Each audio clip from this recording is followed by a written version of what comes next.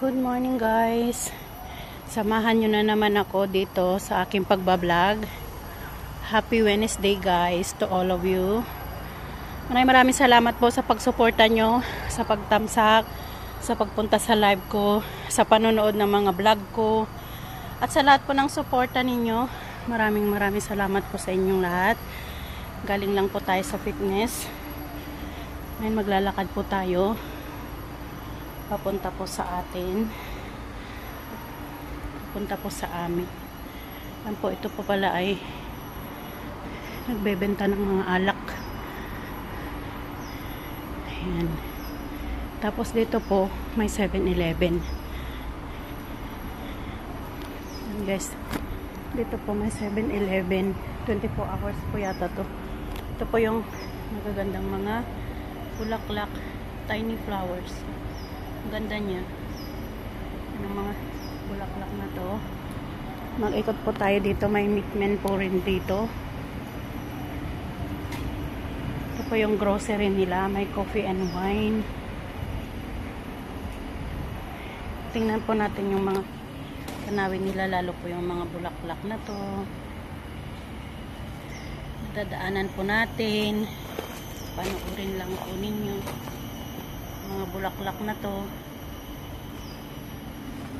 Yan guys, manood lang kayo dahil para na rin kayong namasyal dito. Yan, ang ganda po ng landscape nila dito. Ito po guys, yan, may saddle kitchen sila. Ang ganda po ng mga tanim.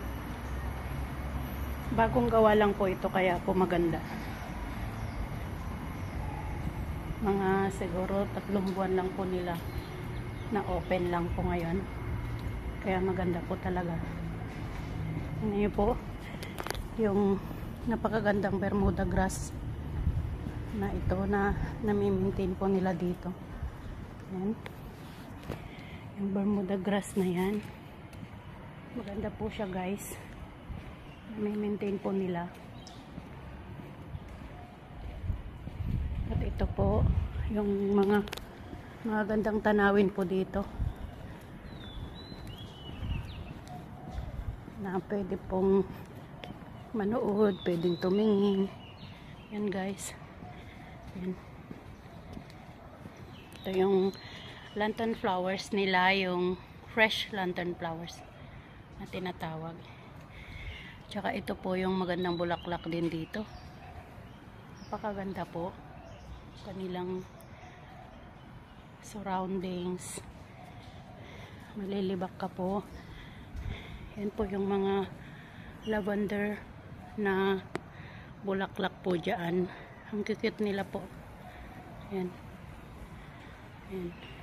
Yan. May lumilipad na ewan ko kung anong insekto po ito.